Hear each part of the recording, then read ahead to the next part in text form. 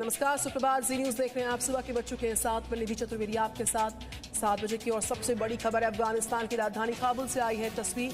20 second का वो video सामने आया जिसने तालिबान के खुद को बदल देने और अफगानियों के हक में फैसले लेने की दावे को पोल खोल दी है।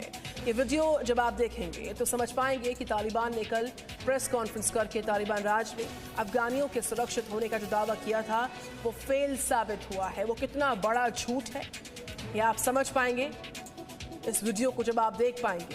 ये वीडियो जब आप देखेंगे तो समझ में आपको आएगा कि तालिबान ने कल जो प्रेस वार्ता की, तालिबान राज में अफगानी महफूज हैं, सुरक्षित हैं, जो दावा किया गया, इस दावे की कलई इस वीडियो से साफ तौर पर खुलेगी।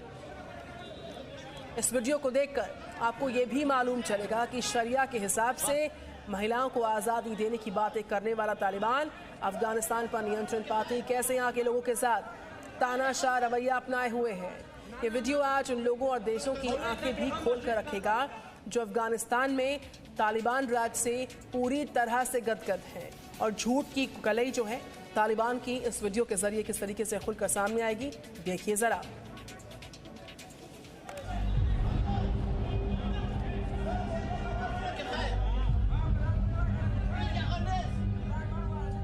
काबुल से आए 20 सेकंड के इस वीडियो को ध्यान से देखिए।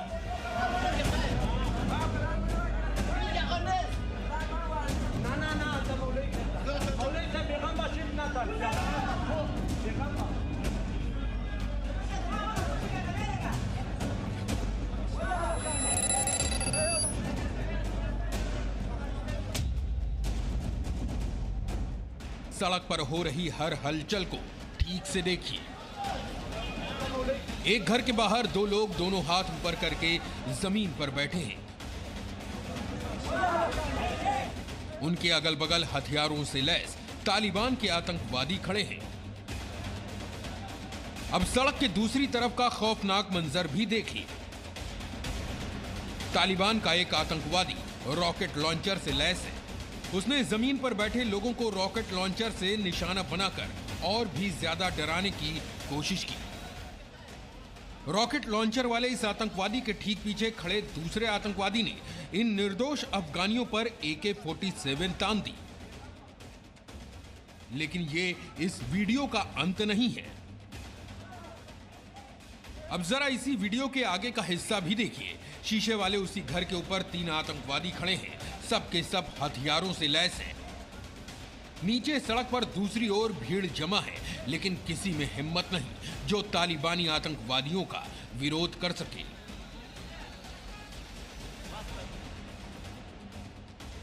काबुल का यह खौफनाक वीडियो उस समय का है जब तालिबानी आतंकी शहर में तालिबान का राज कायम कर रहे थे और उन्होंने कुछ लोगों को हिरासत में लेने के लिए उन पर रॉकेट लॉन्चर और AK-47 तान दी।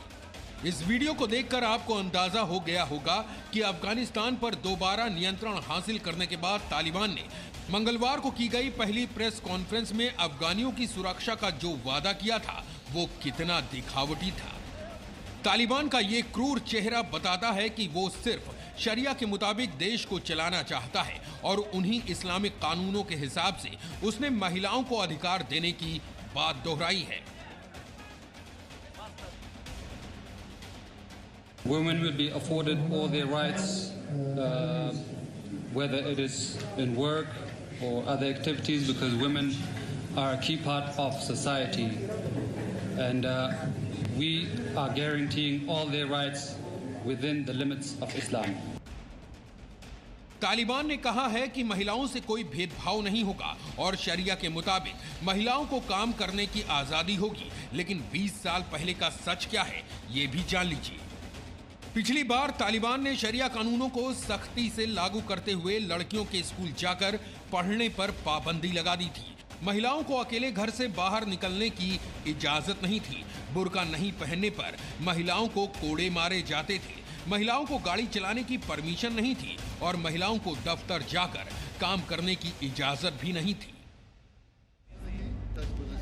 इन बातों से पता चलता है कि तालिबान की कथनी और करनी में कितना फर्क है। और ऐसे में अगर तालिबान के प्रवक्ता ज़बीहुल्लाह मुजाहिद ये कहते हैं कि वो किसी भी अंतर्राष्ट्रीय दूतावास या संस्था को नुकसान नहीं पहुंचाएंगे, तालिबान के शासन में दुनिया के किसी भी देश के खिलाफ अफगानिस्तान की जमीन का इस्तेमाल नहीं होगा तो उनकी इन बातों पर यकीन करना मुश्किल है। अफगानिस्तान ته راغلو غواړو چې افغانستان نور د جګړې میدان نه وي، نور دلته جګړه د نن نه هیڅ ته پای ته ورسېده بناء د علي قدر امیر المؤمنین د فرمان په اساس ټول هغه کسانو ته مقابل جهاد کې ولاړو عفو سوي زموږ له خوا نه هم ټول عفو سوي دي। तालिबान अफगानिस्तान में खौफ का दूसरा नाम है। तालिबान कहता कुछ है और करता कुछ है, इसीलिए पश्चिमी देशों को तालिबान पर भरोसा नहीं है और इसीलिए जर्मनी के विदेश मंत्री ने तालिबान राज पर जो कुछ भी कहा उसे सुनना चाहिए। पश्चिमी देश तालिबान पर आंख बंद करके भरोसा नहीं करेंगे। जर्मनी तालिबान को उनकी आगे की नीतियों और कामों से ही आंकेगा। तालिबान ने कहा कि उसकी किसी से दुश्मनी नहीं है और अपने नेता के आदेश पर उसने सभी को माफ कर दिया।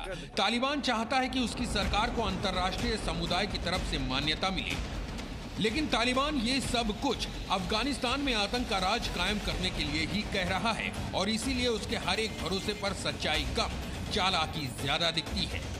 और तालिबान ये ड्रामा इस एक शख्स के इशारे पर ही रच रहा है, जिसका नाम है मुल्ला अब्दुल गनी बरादर, तालिबान का टॉप कमांडर, जिसने 20 साल बाद अफगानिस्तान में कदम रखा और कंधार पहुंचकर आगे की खतरनाक रणनीति भी बनाई।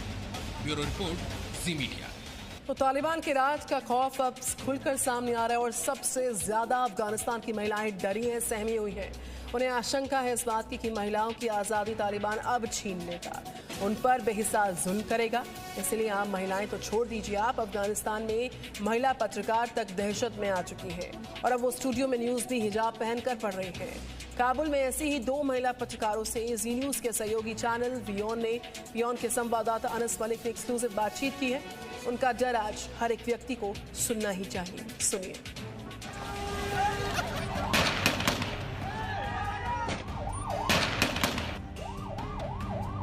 तालिबान खौफ का ऐसा नाम है जिसके अफगानिस्तान पर कब्जे के साथ ही यहाँ की फिजाओं में दहशत महसूस होने लगी है। सबसे ज्यादा यहाँ की महिलाएं डरी सहमी हैं।